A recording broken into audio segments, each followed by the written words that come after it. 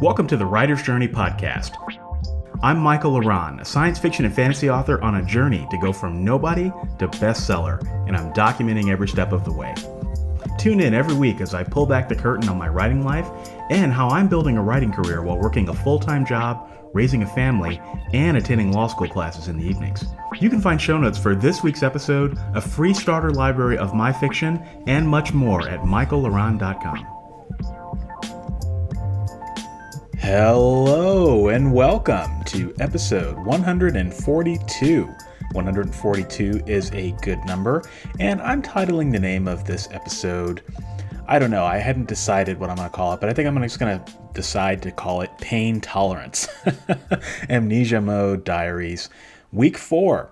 So we're coming up on our first month of Amnesia Mode, and I wanted to talk about how that's going, but I also wanted to talk about something that I noticed a theme in terms of some of the things that have been happening this past week. And I just want to use this episode to, I don't know, maybe this will be something that you will find helpful, especially now as the season's changing. And so anyway, we're going to get into some of that.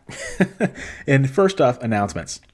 I do have a sale that I'm running. You guys know that I don't do very many sales. I just did a Beast Mode sale, but I'm doing another sale as a part of the Writer's Craft Superstack 2.0. This is run by Kerry Richards, and he runs a great shop. I did this last year, and many of you wrote me and said, hey, thank you for letting me know about this. This was amazing. And it's an amazing bundle. It includes one of my new books, 250 plus writing tips. And basically what this is it is a giant bundle that you can get for $49 that includes 17 courses for writing, 10 ebooks, a masterclass, and a bunch of subscriptions to paid writing apps, which it's really, really cool. Some of the things that it includes are 3 months access to Plotter, which is a outlining software. I'm seeing Plotter everywhere these days. They're really doing a lot of advertising. So if you need some help with your outlining, you can get 3 months free access to Plotter, which I think is great. There's a one that caught my eye, Show Don't Tell Bootcamp. So if you want some help in making sure that you're not telling too much in your work, they've got some drills that will help you with that. There's also a Hero's Journey Bootcamp. I thought that was pretty cool. There's courses on helping you edit, courses on helping you outline. There's one course that promises to help you figure out how to write your book in a weekend. I mean, there's just all sorts of things in here for $49. And the great part about it is that you get access to a ton of material, and it's like the perfect bundle for you to start 2021 off on a really good foot, because I know a lot of you are thinking about that now, especially since I did this episode on 2021 strategy. We are literally, I think, 5 weeks out from 2021, and what a great way to invest in yourself in the new year. So you can get your copy of the Writer's Craft Superstack 2.0 at authorlevelup.com/WC2. That's WC2. And you can check the link for show notes. That is an affiliate link. I do receive a commission if anyone does purchase it. But again, I'm just passing it along and making sure that you all know that it's out there, because this is really one of the best sales of the year, in my opinion. So wins for the week. So this is a win disguised as, this is a loss disguised as a win. Let's put it that way. So I almost made this the topic of the week. So this may be a little bit longer win of the week, but bear with me here. So I am, as part of Amnesia Mode, you all know for the past 3 weeks, I've been focusing on copywriting and how I can build better copywriting, book descriptions, email marketing, so on and so forth. And that's been my focus. Well, I shifted my focus over this past week to Amazon ads, because that was my second focus for Amnesia Mode. I really only have 2.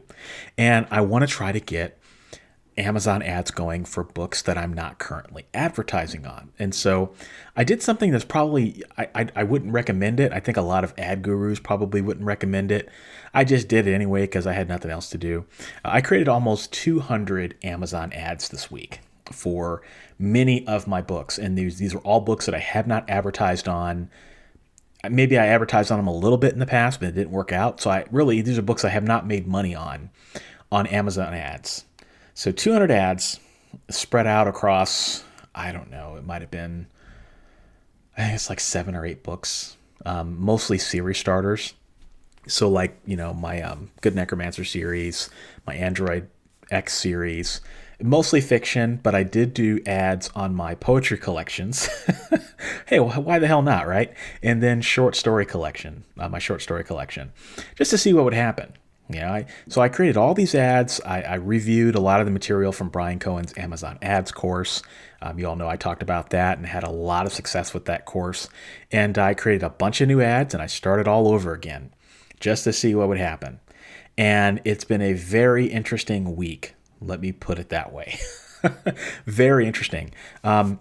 Every day for the past 4 to 5 days, I have lost money.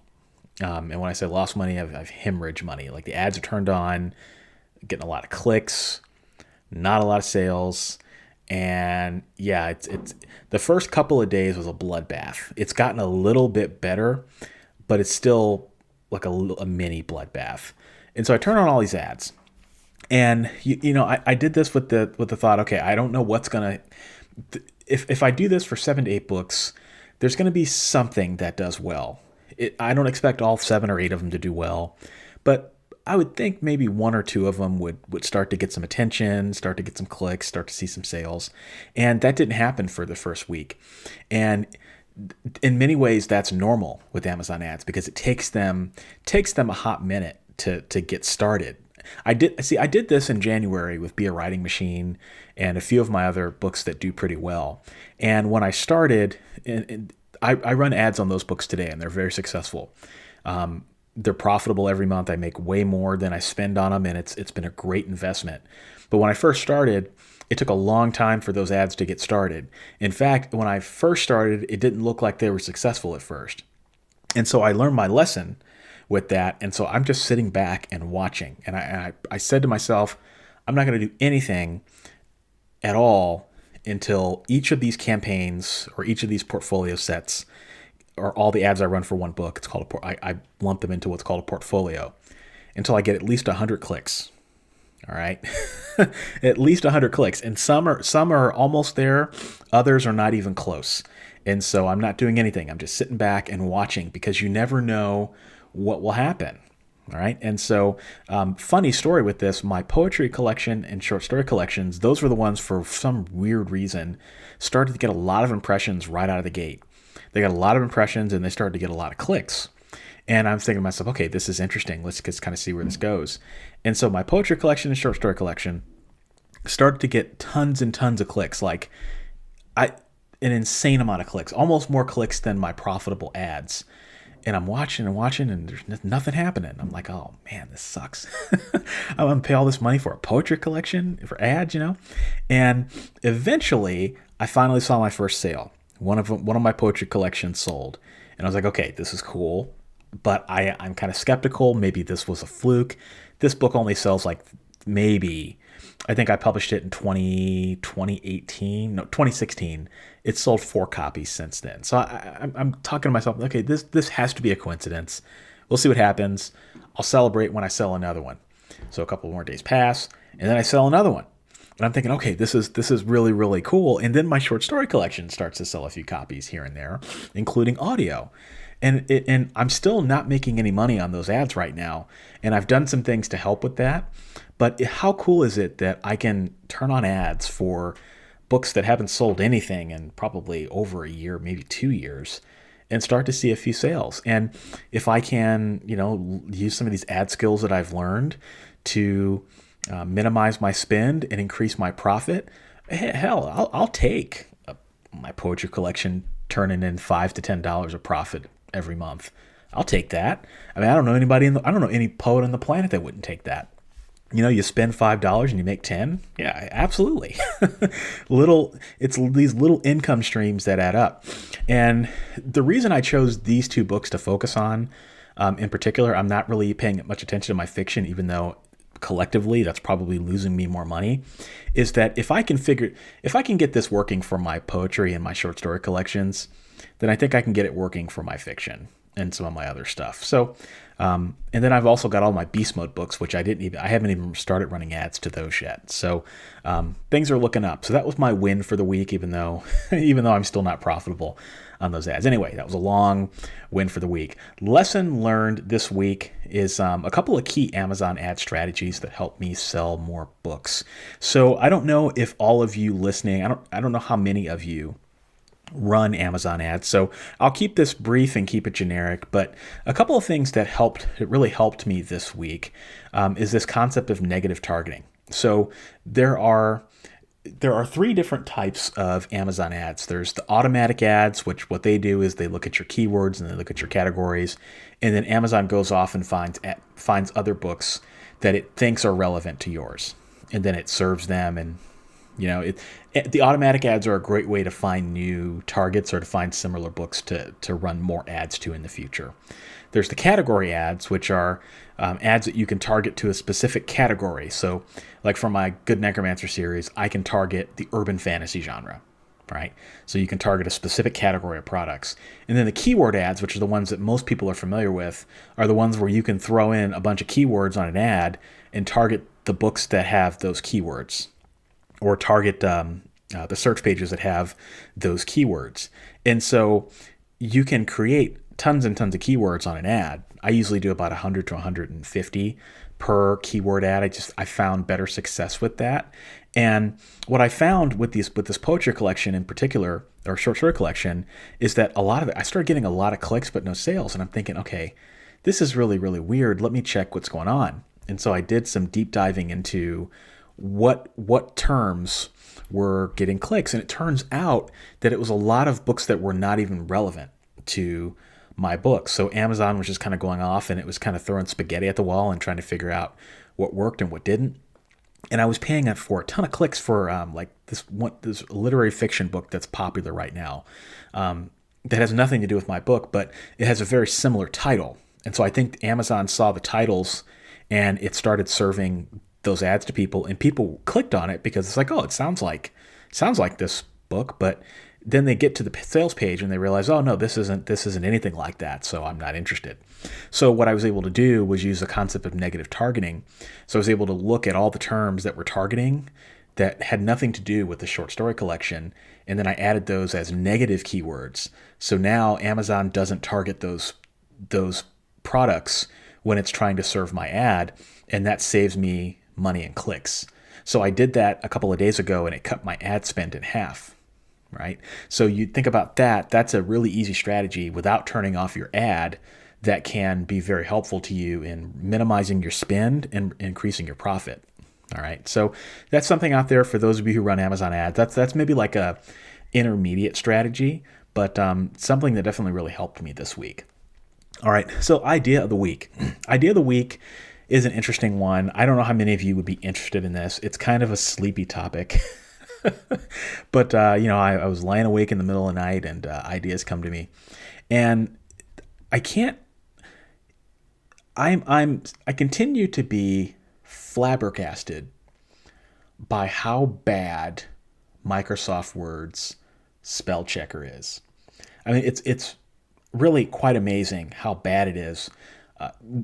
Considering that we live in a society now where we seem like we can find the answers to so many problems, and we still have this word checker, this word spell checker. It's just terrible, But I imagine that many of you use it. I use it. I mean, I wouldn't imagine not using it before I send something to my editor, because 9 times out of 10, it's going to help me catch at least 1 or 2 errors, right, before I publish or before I send to my editor.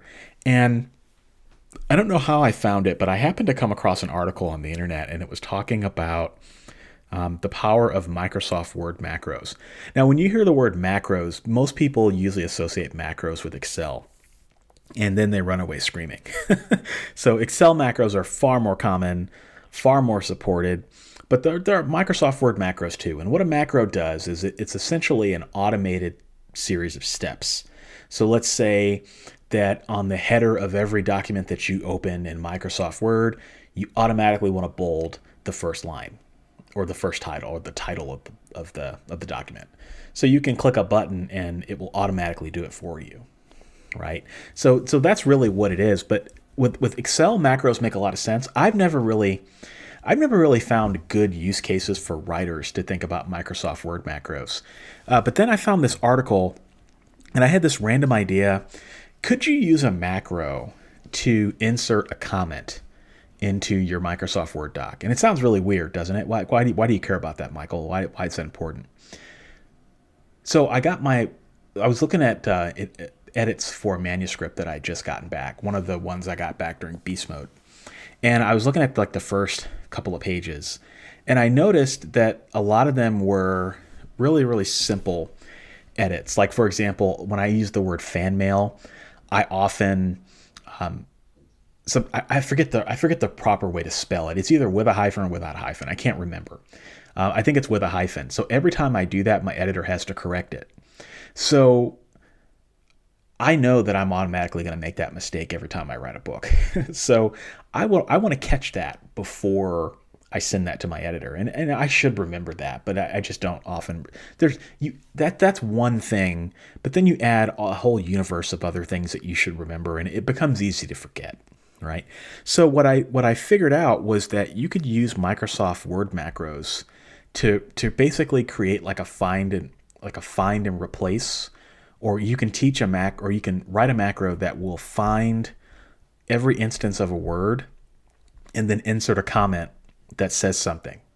So what I could do is I could create a macro that says every time Word finds the word fan mail with a hyphen or without a hyphen, insert a comment that says fix this or blah blah blah.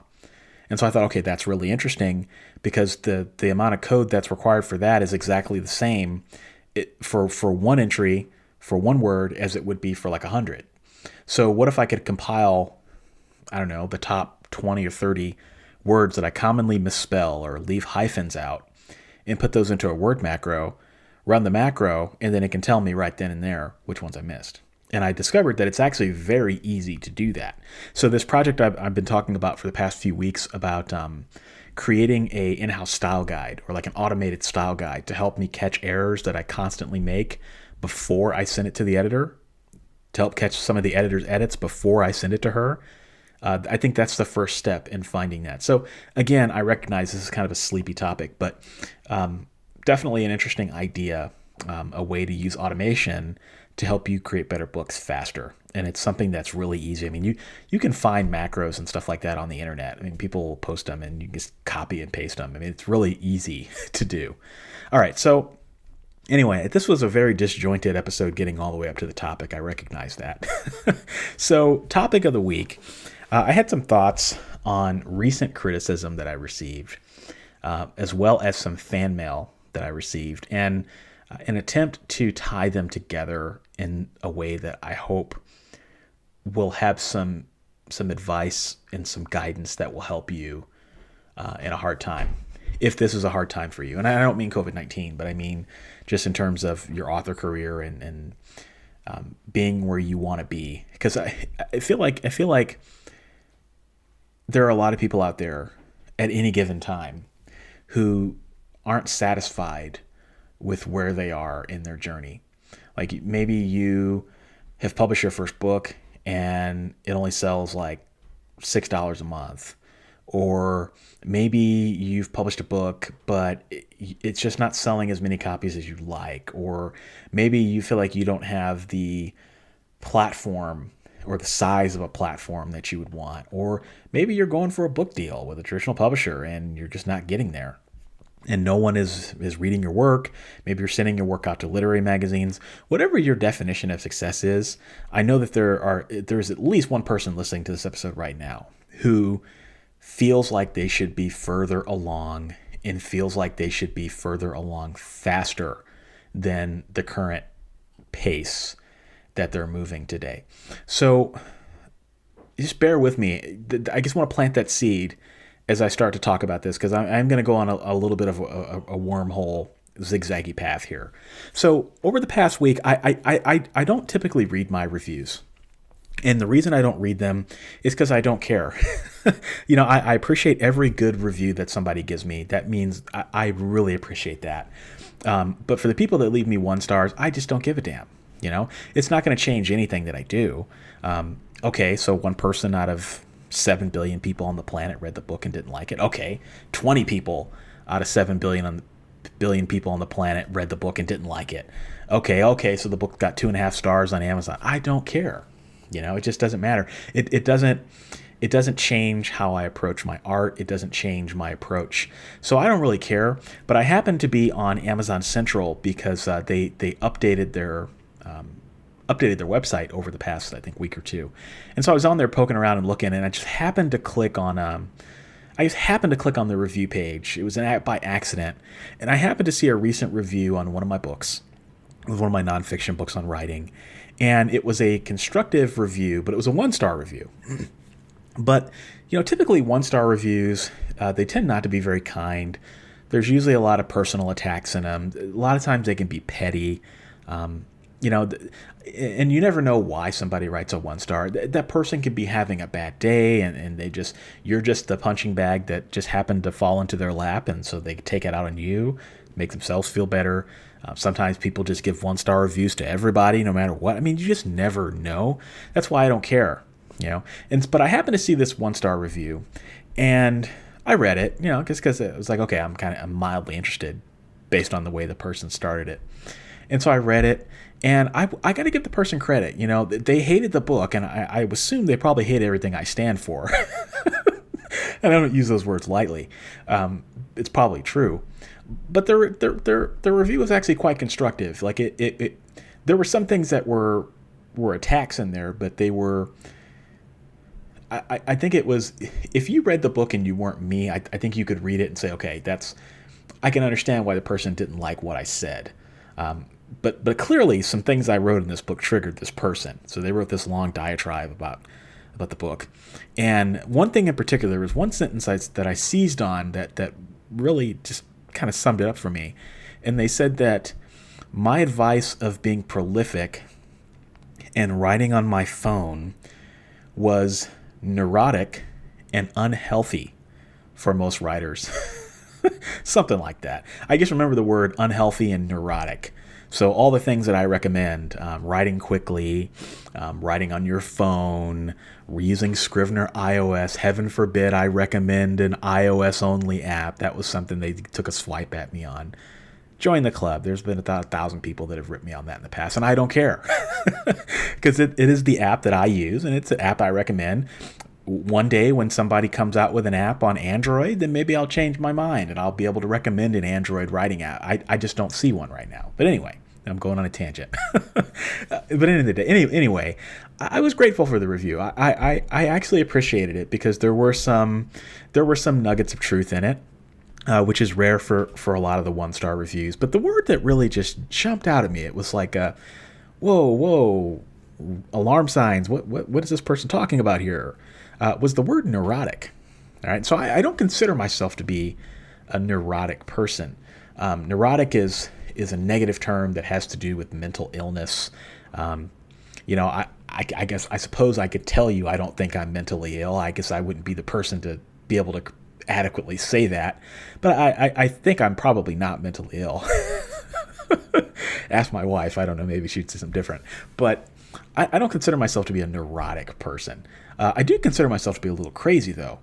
And that craziness is very true. I mean, if you meet me in person, I've said this a lot on the podcast, I consider myself to be somewhat of an intense personality in the sense that writing is one of my singular focuses. So I'm very much into writing. It's hard for me to talk to anybody about anything other than writing. And I move very quickly at a very quick tempo, and that intimidates some people. So I understand that. I get that. I've been, working on not coming off so strong sometimes. I'm just passionate about this stuff, okay? But I recognize that. And for me, that comes from a lack of fear.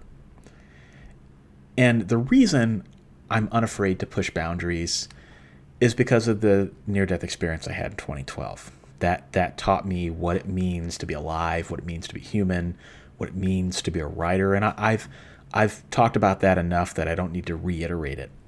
So the fact that I do have this intense personality comes from that lack of fear. And that lack of fear sometimes means that you're going to say things that make people uncomfortable.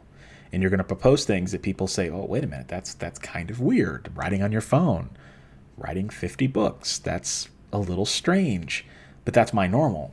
But that sometimes scares some people, and the people that read my work and or listen to my show or watch my YouTube channel, the people that resonate least with me are usually people that my methods are just not for. And maybe it's just not for you because there's a better way. And that's perfectly fine. I don't advise that people take my advice wholesale. But one of the things I've always suspected is that there's people that have a lot of fear too. Oh my gosh, I could never write a book on my phone. Oh my gosh, I could never write 50 books. Oh my gosh, I could never sit down and do a beast mode challenge.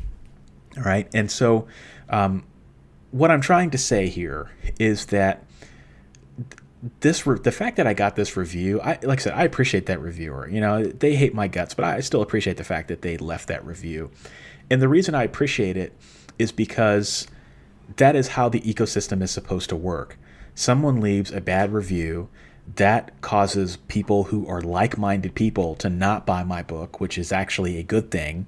And then it causes people who are like-minded like me who read it and say, wait a minute, I think that's a fantastic idea. I would love to hear what this guy has to say. And they buy the book. So in a way, it's like self-selecting, self-sorting, a self-sorting way. And that tells me that even though I'm triggering people, which I just think is fantastic, it's funny to me that it's just funny to me. It just really is. I just get endless amusement from that. People are triggered by, writing on the phone, or that I suggest an iOS app. Anyway, I can't let that go. But even though that's happening, right? It's happening because I found my voice and I'm doubling down on what I believe in. And the way that I'm doing that is attractive to people. And it's polarizing to others. And so my message is to continue doubling down on who you are. Continue trying to find ways to focus on yourself and what it is that is your unique selling proposition, whether you're a fiction writer, whether you're a nonfiction writer, whether you're both, whether you're a poet. I think the more you continue to double down on that and learn how to be yourself on the internet, you're going to start to get these types of reviews, and that is actually a good indicator. All right, it's a good indicator that you're doing something right. So that's the first kind of part of this. All right, just hold that in your head for a minute. So I also got an email this week. It was right around that same time, actually, from a YouTube subscriber who wrote me with a letter, just kind of talking about their journey and what they're working on, and how their journey has progressed so far. And the gist of their email was that they were not happy with where they were on their writing journey, and they found it very difficult to stay motivated and to keep writing when their only audience was their parents, and they're only selling just a few dollars a month on their books. And the question was, how can I get motivated when I can't find anyone to read my books? I can't sell a book to anybody other than to someone who I know. And I have all these dreams for my career, all these aspirations, and I believe in myself, and I know I can do it. And yet my bank account is not keeping up with my dream. And I really had to think about this one, because I wanted to try to give the person something, I don't know, something thoughtful, something that they could potentially use. And so I really had to think about it, and I had to think back to a time that was really not that long ago when I was in the same spot. My first month of sales was $5.79, and it was because my mom bought one of my books, I bought one of my books so I could generate a sales rank on Amazon, and I had a good friend that bought one of my books. And in my first year of publishing, in 2014, I don't remember the exact number, but I think I'd be lucky if I made $100 off of my books. I had no readers. I had no fan base. I had a mailing list, but why would you send a newsletter to one or two people? That was my thought at the time. And everything I created, it just seemingly went into a black hole. Everything for that first year, and I published 6 or 7 books that first year, and it was dud after dud after dud after dud after dud. No one bought anything that I sold, and the people that bought it didn't leave reviews on it, so it was as if I sold nothing, right? And I really didn't have any real success that first year. That first year was just kind of a wash. It was a tough year, and it compounded with the fact that I just had my daughter. Mentally and emotionally, as a first-time parent, that was a challenging time. Wasn't getting much sleep. I just started a new job at work, and I was the stress of learning that, and that was just a really tough year. And then I had no real success until my second year, and that really wasn't even that much success. But I happened to publish a book called Android Paradox, and that book was the first showing of minimal success that I had. So I had, I think, maybe 10 people, 15 people on my mailing list at that time. So I sent them a survey, and I sent them a survey. It said, I have these 4 book ideas. Which one would you want to read? And one of them was an Android spy story, and then another one was time travel.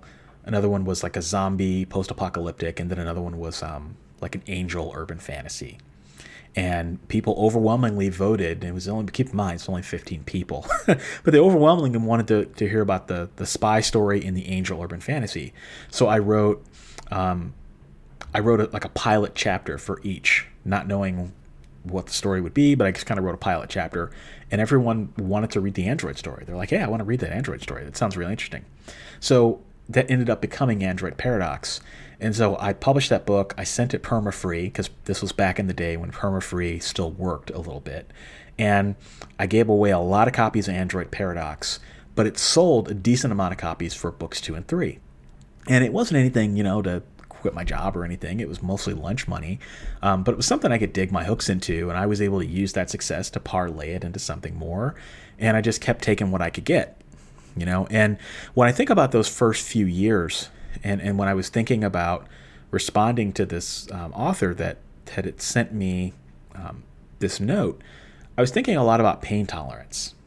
2012, 2013, 2014, 2015, I really, a lot longer than that before I really started making any kind of money that was meaningful.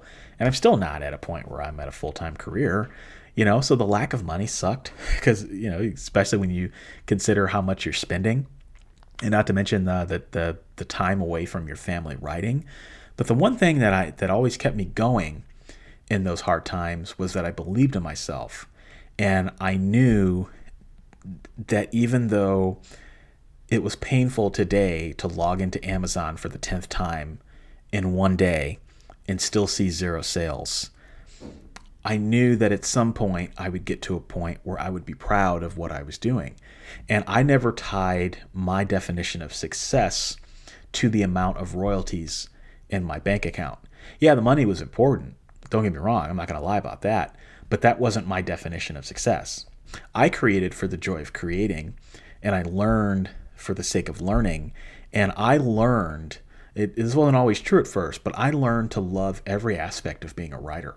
From writing all the way down to marketing, to business, technology, and all that stuff. And I invested in learning the process, and I invested in improving myself. And I tried not to worry about the end results so much, even though they were always on my mind.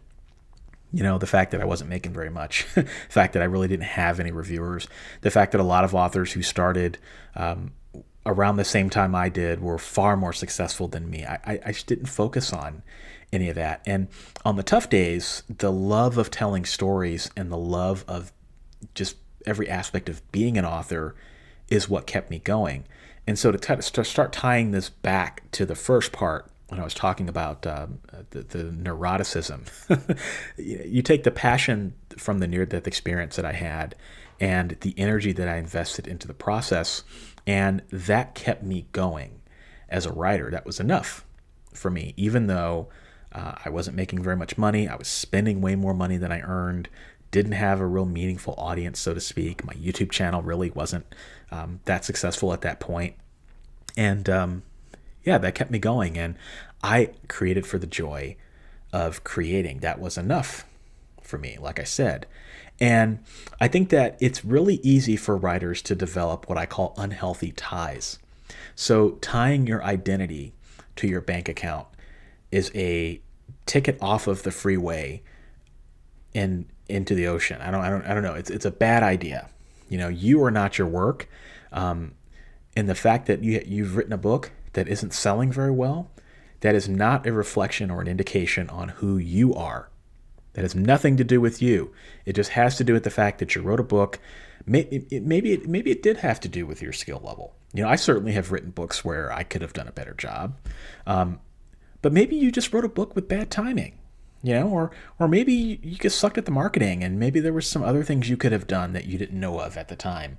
Or maybe your cover was, you need to do something different with your cover. Or like I said, maybe it was just bad timing. People beat themselves up over this so much, and I just tell people to write the next book, So tying your identity to your bank account is a very bad idea. Comparing yourself to other people is also a very bad idea. Tying your success to the number of followers you have is also a bad idea. And here's why I say this is something I've never said on any of my channels before, but here's why all those things are a bad idea. I mean, I think you probably wouldn't shock you to hear someone say that, right? Oh, don't tie your identity to your book. Don't tie your identity to your, comparing other people and so on and so forth. Let me give you a different take on why that's a bad idea. So people fail to realize that the writing life is cyclical. Once you reach a level of success, that doesn't guarantee that you're going to be at that level of success. Like, for example, let me give you a perfect example. You could reach a month, let's just say, or very early on in your career, where you top $100 in sales a month. Maybe you've never seen that before, and you're like, oh my God, this is amazing. I love it. And then the next month, you could be right back down to 20 where you were before. It's all cyclical. And it depends on algorithms, it depends on timing, it depends on what people might be looking for at the time. And so I think what people have, the image that people have in their head is, oh, well, once I start selling, $10,000 a month or whatever that number is, I'll never go below that. And that's bullshit. That's not true. You absolutely can. And writing is cyclical. So you might be successful today, but there could be a day where you go back to having no money in the bank account. Or you could do something that gets all your followers angry at you. And then you got no following again. And so it's all cyclical. And because of that, I think, and this is something that I guess I've never shared this publicly, but I've always tried to treat the moments where I'm at my lowest, like particularly in the beginning of my career in 2014, as that time to reinvent yourself. So yeah, I did a lot of things in 2014 that didn't work. And I look back on them now and I cringe a little bit. But I focused on investing in myself and continuing to find things that did work. And I reinvented myself. So the Michael Aran that existed in 2014 didn't exist in 2015 because I changed. I got a little bit better. I got worse in some categories, but I got better in some of the categories that matter. And I treated that as a time to reinvent myself. And I knew secretly in the back of my head that, okay, this is kind of a dark winter for me. And, I know that I'll do better in the future, but this probably won't be the last time I'm here. I could reach a level of success that is great and allows me to pay the bills and do all that. But that's not guaranteed. It can be taken away from you at any moment, And so if you can learn how to reinvent yourself now when no one knows your name, and you basically have nowhere to go but up, you can use that to reinvent yourself the next time it happens. And if you look at the lives of famous and successful people, and you look at how often they had to start over, I mean, look at Steve Jobs, or look at any famous person that you probably admire in history. They probably had some level of success, and then they fell from that success and had to reinvent it and recreate it all over again. And so what I'm trying to tell people is that tying. So let me say this: you can be at the beginning of your career and break out and reach the level of success that you want, And you can do that even though maybe you didn't do the right things for your mental health. So maybe you do tie your identity to your bank account and you become successful. That's awesome, right? And there's nothing wrong with that, becoming successful part. But then the problems that you never chose to work on in terms of your identity to your bank account, that probably means you have problems with money. That's just going to become a bigger problem for you down the road. So working on yourself, I think this is the perfect opportunity to do that. Perfect opportunity to get yourself in therapy. Perfect opportunity to work out some of those emotional struggles that you have. Because if you can work them out now, you'll put yourself in a lot better position when you're here again and you have to deal with it again. All right, so focus on you, focus on what you can control, keep investing in yourself. And as Dean Wesley Smith says all the time, I think it's one of the wisest words in publishing, have fun.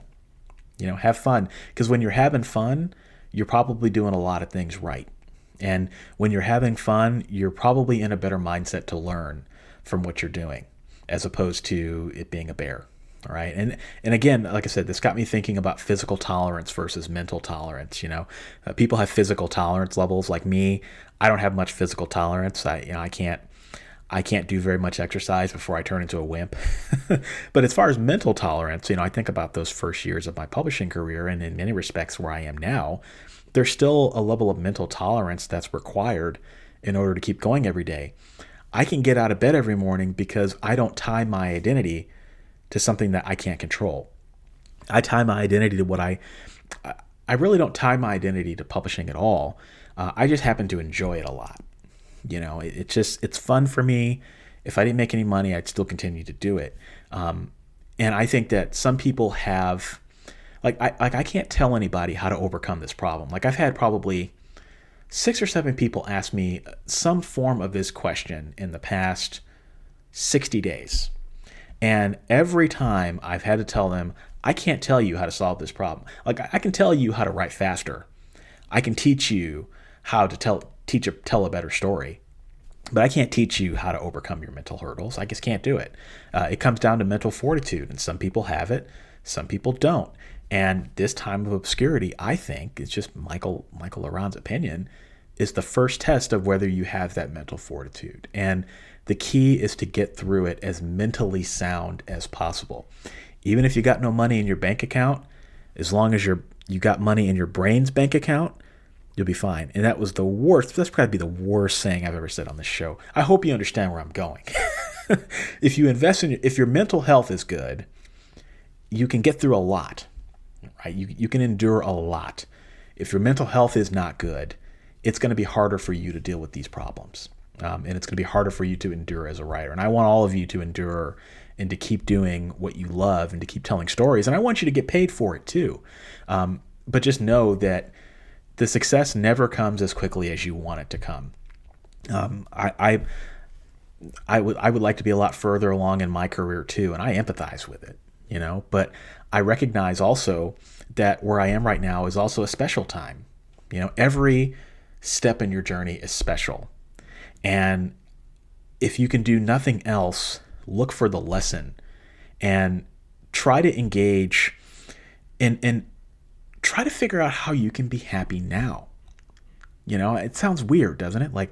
Because people think, oh, I'll be happy when I make X amount in sales, or I'll be happy when I have this amount of followers, or I'll be happy when blah, blah, blah.